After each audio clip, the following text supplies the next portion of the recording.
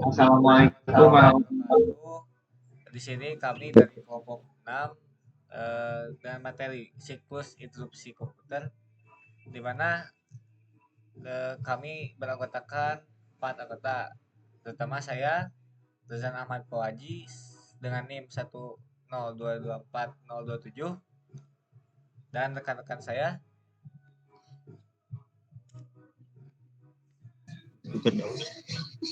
Saya Bintang Aljafran dengan NIM 10224061. Saya Jaki Ahmad Nurjaman dengan NIM 10224017. Dan saya Sidku Apa dengan NIM 10224031. Nah, lalu kita akan memaparkan apa itu sistem interupsi komputer dengan tujuan pembelajaran tertera di PPT. Pengertian yang kedua interupsi, ketiga komponen interupsi, 4 komponen mekanisme, yang kelima dan terakhir adalah stabilitas. Selanjutnya materi pertama akan dilanjutkan layar kaca.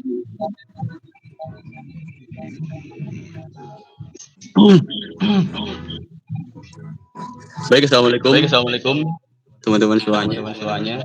Di kesempatan kali ini saya Bintang Aljafran berkesempatan untuk menjelaskan mengenai interupsi dalam sistem komputer. Baik. Interupsi ini adalah sinyal yang dikirim ke CPU oleh perangkat keras atau perangkat lunak untuk menghentikan sementara eksekusi. Nah, di sini tujuannya itu adalah untuk agar CPU dapat segera menangani suatu peristiwa penting yang memerlukan perhatian langsung. Adanya interupsi, sistem komputer mampu merespon kejadian secara real time dan menjaga efisiensi proses yang sedang berjalan. Nah, slide selanjutnya ini kita akan membahas jenis-jenis interupsi. Dan interupsi ini bisa dibedakan menjadi beberapa jenis berdasarkan sumber pemicunya. Berikut ada 3 jenis interupsi yang bisa kita pelajari secara umum. Yang pertama ini ada interupsi dari perangkat keras atau hardware interrupt. Contohnya berasal dari keyboard, mouse, hard disk, atau timer. Interupsi ini terjadi saat perangkat keras membutuhkan perhatian dari CPU. Selanjutnya ini ada interupsi dari perangkat lunak atau software interrupt. Nah, software interrupt ini terjadi akibat interupsi dalam program seperti pembagian dengan nol atau kondisi overflow. Yang terakhir ini ada interupsi kritis atau critical interrupt, yaitu secara umum disebabkan oleh kondisi darurat seperti kegagalan daya listrik yang mengharuskan sistem segera mengambil tindakan. Nah, mungkin dengan memahami jenis-jenis interrupt ini, kita bisa lebih mengerti mengenai beberapa CPU yang bekerja secara efisien dalam menangani berbagai peristiwa penting dalam sistem komputer. Mungkin sekian presentasi singkat dari saya. Waktu dan tempat saya berikan kembali kepada moderator. Assalamualaikum warahmatullahi wabarakatuh. Waalaikumsalam. Terima kasih saudara Bintang sudah menonton materi pertama dari kelompok kami. Yang selanjutnya materi yang selanjutnya akan dipaparkan oleh rekan saya yang selanjutnya. Silakan. Oke, perkenalkan saya Jaki Ahmad Nurjaman yang akan memaparkan materi mengenai komponen mekanisme interupsi. Komponen mekanisme interupsi adalah bagian-bagian yang bekerja sama untuk menangani interupsi dalam sistem komputer. Interupsi adalah sinyal dari perangkat keras atau perangkat lunak yang memberitahu CPU bahwa suatu peristiwa perlu segera ditangani. Yang pertama adalah interupsi request line atau IRQ. Interupsi request line adalah berfungsi untuk mengamankan jalur sinyal yang digunakan oleh perangkat keras untuk diminta perhatian dari CPU. Yang kedua adalah setiap perangkat atau keyboard, mouse, timer, dan lain-lainnya biasanya memiliki nomor hierarki tertentu. Contoh dari hierarki ini adalah keyboard menggunakan hierarki untuk mengirim sinyal ke CPU ketika kamu menekan tombol. Jadi saat kita menekan tombol tuh, nah sinyal dari hierarki teh nanti teh ngirim ngirim sinyal ke CPU begitu. Yang kedua adalah PIC atau APIC. PIC Vulnerable Input Controller mengatur banyak permintaan interupsi dan memutuskan urutannya. Yang kedua yaitu APIC Advanced PIC, versi lanjutan dari PIC, digunakan di komputer modern untuk mendukung sistem multiprosesor. Contohnya, jika mouse dan keyboard mengirim sinyal bersamaan, PIC atau PIC akan menentukan mana yang ditangani dulu berdasarkan prioritas. Jadi ya tergantung prioritasnya dulu. Yang ketiga adalah Interrupt Vector Table atau IVT. Table yang berisi alamat dari semua interrupt service route atau ISR.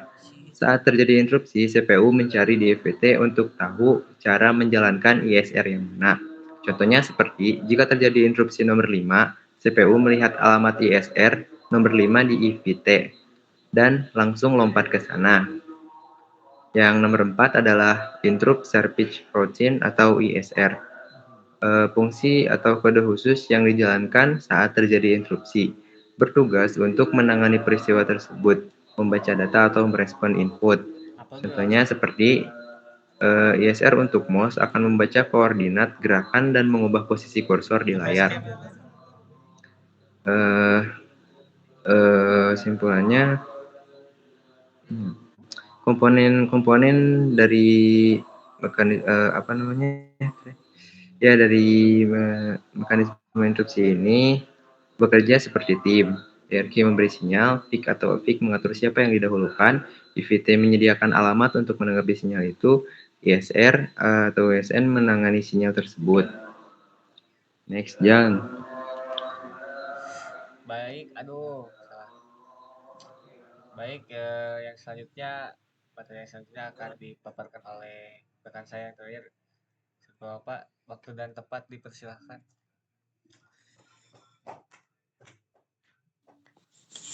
Oke, terima kasih kepada moderator yang sudah memberikan waktu kepada saya. Di sini saya akan menjelaskan tentang siklus interupsi.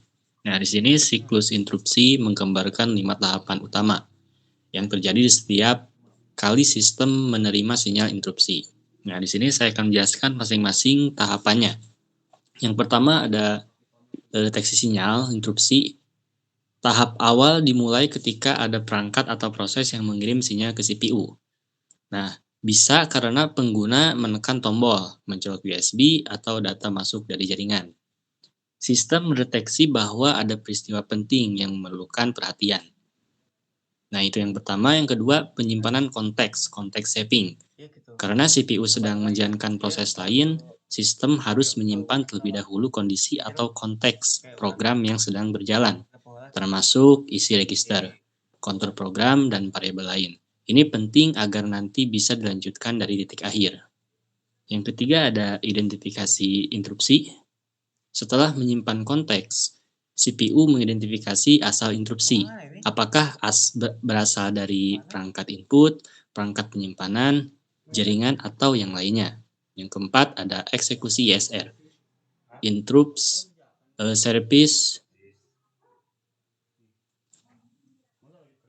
Runtime. Ini adalah tahap utama yaitu saat CPU mengeksekusi ISR atau Interrupt Service Runtime, yaitu semacam program kecil yang dibuat khusus untuk menangani interupsi tertentu. Yang kelima, kembali ke program semula. Setelah interupsi selesai tangani, sistem mengembalikan kontrol ke program awal. Konteks yang sebelumnya disimpan akan dimuat kembali dan proses dilanjutkan seolah-olah tidak pernah terganggu. Proses ini sangat cepat dan terjadi berkali-kali dalam sedetik tanpa kita sadari. Masih jam 9 ini? Lanjut. Nah, di sini ada keuntungan interupsi. Interupsi juga membawa sejumlah keuntungan. Keuntungan penting bagi sistem komputer. yaitu meningkatkan efisiensi CPU. CPU tidak perlu menerus-menerus mengecek perangkat satu persatu, cukup menunggu sampai perangkat tersebut mengirimkan instruksi. Yang kedua ada responsivitas tinggi, sistem bisa langsung merespons kejadian mendadak seperti tombol keyboard ditekan atau koneksi USB terhubung. Yang ketiga ada multitasking. Jadi mendukung multitasking. Interupsi memungkinkan komputer mengolah banyak proses secara bersamaan tanpa bentrok. Terus yang keempat yaitu kesalahan. Penanganan kesalahan lebih baik. Misalnya jika terjadi kesalahan perangkat keras, interupsi bisa digunakan untuk segera mengonfirmasikan ke sistem agar tidak terjadi kerusakan lebih lanjut. Terus ada tantangan. Di sini tantangan interupsi. Walaupun berguna, interupsi juga memiliki beberapa tantangan yang harus diperhatikan. Di antaranya overhead switching. Terlalu sering berpindah dari satu proses ke interupsi lain. Bisa menyebabkan overhead atau beban berlebih pada CPU. Terus yang kedua, sulitnya debugging. Karena proses interupsi terjadi tiba-tiba dan asinkron, mencari sumber kesalahan pada program menjadi lebih sulit. Terus yang ketiga ada masalah instansi, fungsi atau program yang digunakan dalam ISR harus bisa dieksekusi berulang tanpa menimbulkan konflik. Ini memerlukan desain yang hati-hati. Terus yang terakhir ada latensi. Ada jeda waktu kecil antara saat interupsi muncul dan saat ditangani, yang dalam sistem real-time bisa berpengaruh besar. Nah, ada studi kasus interupsi dalam kehidupan nyata. Untuk lebih mudahkan pemahaman, di sini saya ada beberapa contoh penggunaan interupsi dalam sistem komputer sehari-hari. Yang pertama ada input. Input pengguna, ketika kita mengetik di keyboard, setiap tombol yang ditekan akan mengirim interupsi ke CPU. Yang kedua ada operasi I/O, misalnya saat membuka file atau mengakses data dari hard disk, sistem akan menggunakan interupsi untuk memberitahu bahwa data sudah siap. Yang ketiga ada jaringan. Saat komputer menerima paket data dari internet, interupsi akan dipicu agar CPU segera memprosesnya. Yang keempat ada penjadwalan proses. Dalam multitasking, sistem operasi menggunakan interupsi untuk mengatur giliran antara proses satu dengan yang lainnya. Yang kelima, yang terakhir di sini ada perangkat USB. Ketika kita mencolok atau mencabut flash disk, sistem langsung merespons melalui interupsi untuk membaca atau mengamankan data. Sekian dari penjelasan saya kembalikan ke moderator. Baik, terima kasih materi ketiga kami yaitu Sinko Bapak. Kembali lagi ke saya yang mana pada kesimpulan pemaparan kami tentang siklus interupsi komputer bisa diartikan bahwa interupsi itu memungkinkan sistem komputer merespon peristiwa penting dengan efisien. Siklus interupsi sangat vital dalam pengembangan perangkat lunak dan sistem operasi. Nah, saran dari kami diharapkan pemahaman interupsi dikuasai oleh mahasiswa dan praktisi untuk pengembangan sistem yang efisien dan stabil lebih lanjut. Nah, sekian dari kamu kami. Wassalamualaikum warahmatullahi wabarakatuh.